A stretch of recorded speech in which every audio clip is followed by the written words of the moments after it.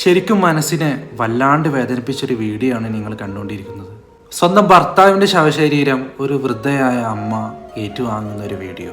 ആലപ്പുഴ ജില്ലയിലെ 57 വയസ്സ് പ്രായമുള്ള സ്വന്തം കൊച്ചുമകള് കൊട്ടേഷൻ കൊടുത്തിട്ട്, അതും 13 വയസ്സ് മാത്രം പ്രായമുള്ള ഈ കുട്ടി, അതും 16 വയസ്സ് മാത്രം പ്രായമുള്ള ആൺകുട്ടികൾക്ക് എന്തിനാണെന്നല്ലേ, തനിക്കൊരു ഐഫോൺ മേടിക്കാൻ, തൻ്റെ ആൺ സുഹൃത്തിന് ഒരു ബൈക്ക് മേടിക്കാൻ വേണ്ടിയിട്ടും.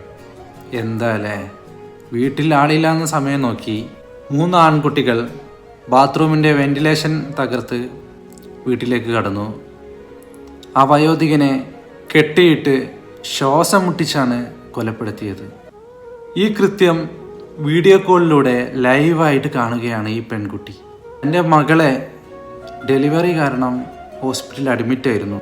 അതുകൊണ്ട് വീട്ടിൽ ആരുമില്ലാത്ത സമയമായിരുന്നു. ഈ സമയം തന്നെയാണ് കുട്ടിയുടെ ഈ പ്ലാനിങ് നടത്താൻ ഏറ്റവും മുഖ്യമെന്ന് കുട്ടി വിചാരിച്ചു.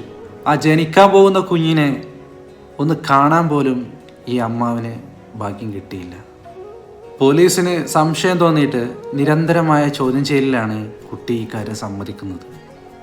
വീട്ടിലുള്ള സ്വർണം മോഹിച്ചിട്ടാണ് ഈ കൊലപാതകം നടത്തിയത്. ഏകദേശം 6 പവൻ സ്വർണമുണ്ടെന്നാണ് കേൾക്കുന്നത്.